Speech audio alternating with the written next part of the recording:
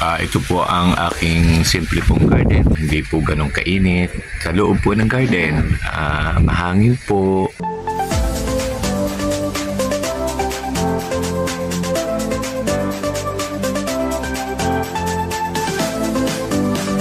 Napakaganda po ng umagang ito. Napaka-asul po ng kalangitan. Sarap po ang gising natin sa umagang ito. Maganda po ang umaga, sikat ang araw. Ayan, napakaganda po ng kapaligiran pag hindi po masyadong nag-uulan. Flex ko lang po muna ang mga halaman ko pong namumulaklak din sa garden bago po ako mag-propagate ulit ng isa na naman pong klase po ng halaman na napakadali po lalong buhayin. At ngayon pong summer, ito po isa din sa uso pong halaman. At marami po ang hilig din pong magtanim po ng ganitong klase ng halaman na namumulaklak. Mamaya po, papakita ko po sa inyo kung ano po yung aking ipopropagate. Magandang araw po sa ating lahat. Ang ating pong video po sa araw na ito ay ang tungkol po sa halamang alasjis o Vietnam Rose. Totoo lang po, ito pong Vietnam Rose ay pag summer ay ngayon po taganda. Kaya po marami po ang natutuwa pong mag-propagate nito. Ito po yung mga maliliit na halaman na makukulay na napakaganda po ng bulaklak. Sa garden po, ito po ang aking tanim na Vietnam Rose. Nasa iba't iba pong pots, iba't iba po ang area. Meron pong nakahang, meron pong nasa vertical garden katulad po nito. Matagal ko na po yung naitanim at ngayon po ay paganda na po ng paganda dahil po tag-init na po. Kaya po ito pong Vietnam Rose na halaman, hindi po ako nagpapawala kasi alam ko po na basta po malapit na po ang summer, ito po ay talaga pong magiging maganda po, lalo na po ngayong panahong ito. Ito pong halamang ito ay maganda rin po sa lupa, lalo pa po kung ang pagkakatanim po ay iba't iba po ang kulay. Naku, pag po yan ay nagbulaklakan ay talaga po namang kaganda. So dito po sa aking pong garden ay talaga po namang ang aking pong Vietnam Rose ay assorted po. Kaya po ganda po yung tingnan, lalo po pagkatingkaran po ng init ng araw. Isa po ito sa gusto kong i-propagate.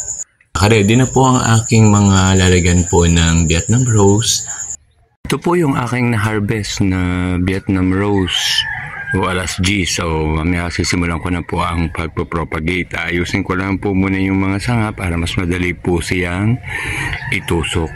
Ito po yung aking na harvest po na Vietnam Rose.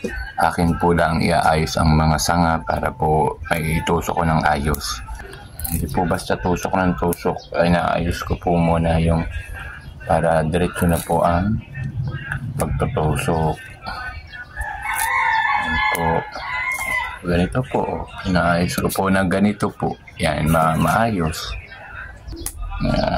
Ayusin po muna. Ito na po ang ating itutusok na Vietnam Rose. So, nakaayos na po. Gagayaan ko po muna para po mas madali ko na pong itusok. Inaalisan ko po ng yung ilalim para madali po siyang iibaon po sa paglalagyan niya. Kaya po, yan po. Inayos ko po muna ng ayos na ayos para hindi po ako mahirapan. Kaya po ako pag nagpo-propagate, hindi po masyadong dalas-dalas. Inaayos ko po muna. Bago din po itusok, inaano ko pa din po muna ang lupang paglalagyan o yung pong lupa sa plastic bottle na pagtutusukan po nung aking ipopropagate na Vietnam Rose para po mas madali din po siyang ibaon para hindi po mahirapan ng pagtutusok. So ganyan po ang ginagawa ko, naayos ko din po muna. O, ganito po ang gawin ninyo para mabilis din po ang inyong magiging trabaho. Yan, medyo malinis pa po ang gawa, hindi po kalat. Yan, so iniisa-isa ko pong gahukan o ang lupa at saan po yung mga matitigas na bato para po mas dire-diretso po ang pagtutusok ko noong Vietnam rose. Nakakatuwa po, masarap po. Nakakaalog po ang mag-propagate. Kailangan lang po ay tiyaga-tiyaga lang po. Ayan. So pag may pupunta po din at gusto pong humingi ay mamimigay po ako at napakadali naman po nitong paramihin. Kaya po pagka nagtag-ulan, nagtitira po din po ako nito at doon po sa isang area ako nagtatanim dahil alam ko pong kakailanganin ko po ulit itong halaman nito pag po tag-init dahil maganda po ito sa tag-init. So yan, okay na po. So tutusok na lang po natin.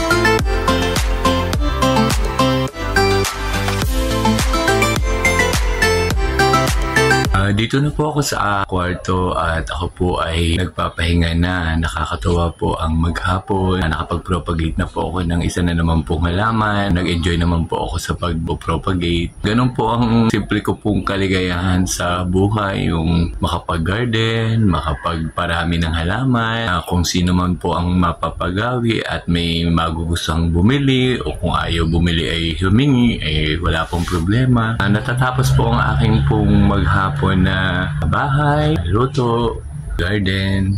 Ngayon po, nasa kwarto na po ako, nagpapahinga-pahinga.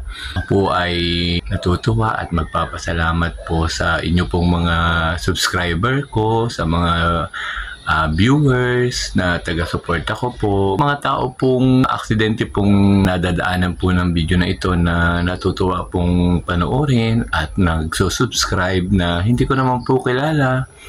Na nagko-comment, ako po ay talaga nagpapasalamat po sa inyo.